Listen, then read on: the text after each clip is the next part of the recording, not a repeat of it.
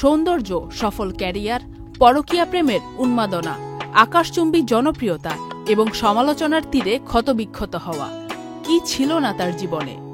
ঠিক এরকমই বৈচিত্র্যময় জীবনযাপন করেছেন বলিউড ডিভা রেখা। এভারগ্রিন এই অভিনেত্রীর আসল নাম ভানুরেখা গণেশন। নিজ পিতার অস্বীকৃত সন্তান রেখার জন্ম হয়েছিল 1954 সালে, তার মা বাবার প্রেম চলাকালীন সময়েই। ফলে সমাজ তাকে সারা জীবনই শুনিয়ে এসেছে নোংরা কথা।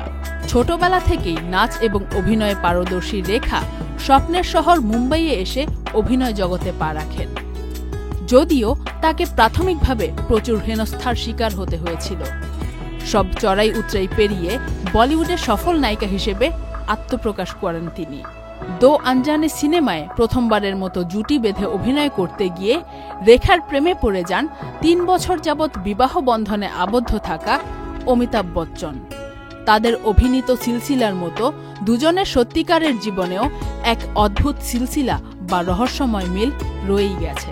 এলএমই সার্টিফাইড বিশ্বসেরা কপারে তৈরি ওয়ালটন কেবলস, যা আপনার স্থাপনাকে রাখবে সব সময় নিরাপদ। তবে 90 দশকে শিল্পপতি মুকেশ আগরওয়ালকে বিয়ে করেন রেখা। কিন্তু ওই যে ছোট থেকে কষ্ট তার পিছু ছাড়ে না, বিবাহিত জীবনে তারই যেন পুনরাবৃত্তি ঘটল। রেখা তখন শুটিংয়ে ব্যস্ত। হঠাৎ খবর পান তারই ওড়না পেঁচিয়ে আত্মহত্যা করেছেন তার স্বামী। যদিও এই আত্মহত্যার পেছনে কাউকে দায়ী করেননি মুকেশ আগরওয়াল।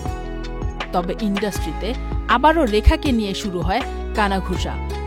স্বামীর আত্মহত্যা, বিধবা ট্যাগ তাকে আরো কোণঠাসা করে দিচ্ছিল, কিন্তু তিনি ফিরে আসেন ক্যামেরার সামনে সদর্পে, উপহার দেন ভালো মানের কাজ। বর্তমানে একাই আছেন রেখা।